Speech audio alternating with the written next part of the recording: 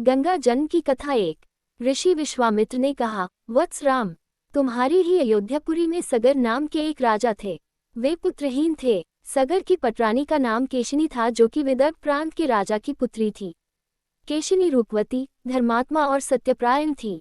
सगर की दूसरी रानी का नाम था सुमति, जो राजा अरिष्टनेमि की कन्या थी। महाराज सगर अपनी दोनों रानियों को लेकर हिमालय के भृगुप्रस्रवण नामक प्रांत में गए और पुत्र प्राप्ति के लिए तपस्या करने लगे। उनकी तपस्या से महर्षि भृगु प्रसन्न हुए और उन्हें वर दिया कि तुम्हें अनेक पुत्रों की प्राप्ति होगी। दोनों रानियों में से एक का केवल एक ही पुत्र होगा, जो कि वंश को बढ़ाएगा, और दूसरी के 60,000 पुत्र होंगे। कौन सी रानी कितने पुत्र चाहती है, इसका निर्णय वे स्वयं आपस में मिलकर कर लें। केशिनी ने वंश को बढ़ाने वाले एक पुत्र की कामना की और गरुड़ की भगिनी सुमति ने 60,000 बलवान पुत्रों की। कुछ काल के पश्चात रानी केशिनी ने असमंज नामक पुत्र को जन्म दिया। रानी सुमति के गर्भ से एक तुंबा निकला, जिसे फोड़ने पर छोटे छोटे 60,000 पुत्र निकले। उन सब का पालन पोषण घी के घड़ों में रखकर किया गया। तारांकन कालचक्र व्यतीत होते गया और सभी राजकुमार युवा हो गए। सगर का ज्येष्ठ पुत्र असमंज बड़ा दुराचारी था और उसे नगर के बालकों को सरयू नदी में फेंककर उन्हें डूबते हुए देखने में बड़ा आनंद आता था। इस दुराचारी पुत्र से दुखी होकर सगर ने उसे अपने राज्य से निर्वासित कर दिया। असमंज के अंशुमान नाम का एक पुत्र था। अंशुमान अत्यंत सदाचारी और पराक्रमी था। एक दिन राजा सगर के मन में अश्वमेघ यज्ञ करवाने का विचार आया। शीघ्र ही उन्होंने अपने इस विचार को कार्यरूप में परिणत कर दिया। राम ने ऋषि विश्वामित्र से कहा, गुरुदेव, मेरी रुचि अपने पूर्वज सगर की यज्ञ गाथा को विस्तारपूर्वक सुनने में है। अतः कृपा करके इस वृतांत को पूरा सुनाइए।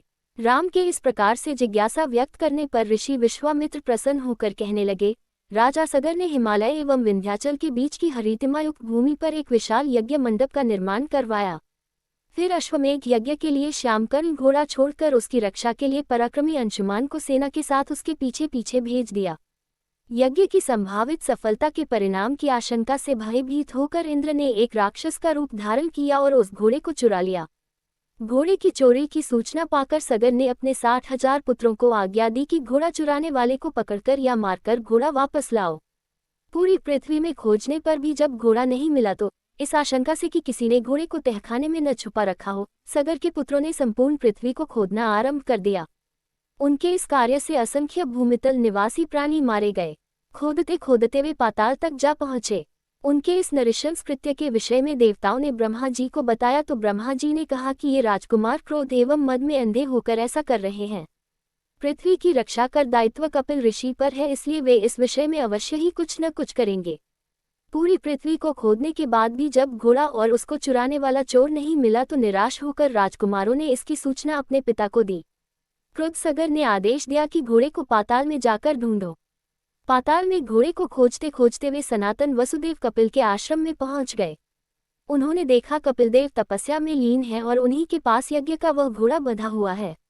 उन्होंने कपिल मुनि को घोड़े का चोर समझकर उनके लिए अनेक दुर्वचन कहे और उन्हें मारने के लिए दौड़े। सगर के इन कुकृत्यों से कपिल मुनि की समाधि भंग हो गई। उन्होंने क्रुद्ध होकर सगर के उन सब पुत्रों को भस्म कर दिया।